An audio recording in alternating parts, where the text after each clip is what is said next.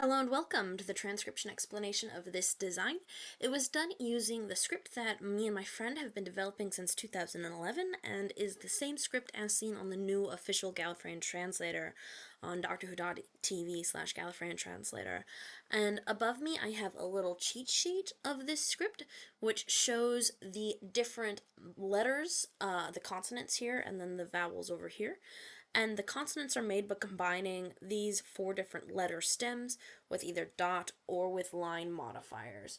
And the dot modifiers can be big, they can be little, and they can be anywhere around the letter stem as long as the stem they count for is the one that they're the closest to. And then line modifiers count where they end on a letter or stem. So lines that pass through letters don't count, but lines that do end on the letter does count. And then vowels are little circles, and they are pretty tricky because they can be inside, outside, on the line of the various word circles and letter stems, and they're different depending on what vowel they are, and it makes a lot more sense in context, so let's go ahead and get to that. So, here we have our design, and to make it a little bit wider, to meet the 22 centimeters long and 10 centimeters wide at the widest point, I was requested by my commissioner to fit on to their forearm.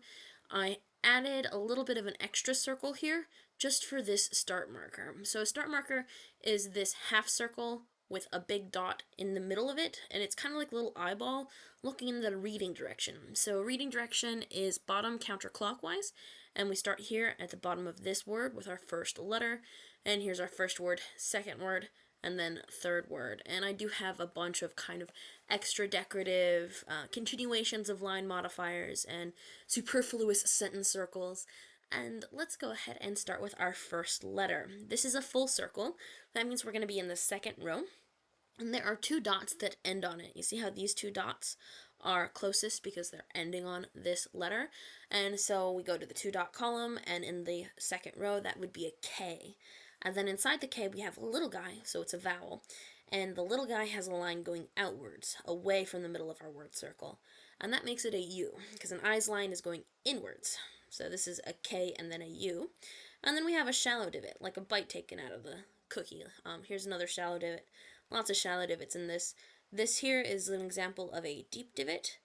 And this shallow divot and that deep divot also have the same amount of modifiers, 1, 2, 3 dots. So this shallow divot with 3 dots is an R, but this deep divot with 3 dots is a D. So they're both in the 3 dot column, but they're in 2 different rows.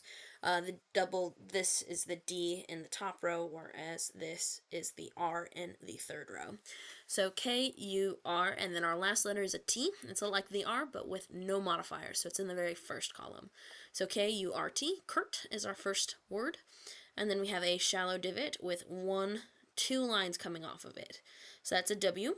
And then the A outside the word circle. Continuing around, we have this circle, and this line passes through it, so it doesn't count.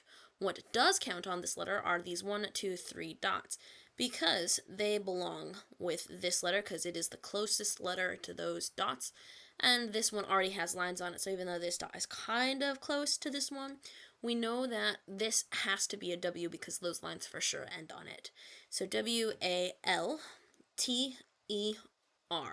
R has 3 dots again, just like that one. And this is an E because it is centered inside of our consonant stem, just like this one being inside that consonant stem, whereas an O would be on the line like this one, and an A would be outside like that one. So we have W-A-L-T-E-R, so there's Walter. And then for our last name, we have 1, 2, 3 lines on the M. The I has a line going inwards, so opposite the U. And we have a double line here, and this double line means it's a double letter. And there are 1, 2, 3 dots on this double letter, making it a double D. So there's the double D. And then we have an L with 3 dots again. E inside that letter stem. Shallow divot, no modifiers, is a T. O, like a bead on a string, and then the N has 1 line on it. So there is M-I-D-D-L-E-T-O-N, and that is your design. And I hope you like the style I went with. I wanted a little bit of depth as far as getting some different thicknesses of lines, some of these dashed lines for some of the optional decoration lines, and then, yeah, that is that design, and I hope you like it. Thanks, bye.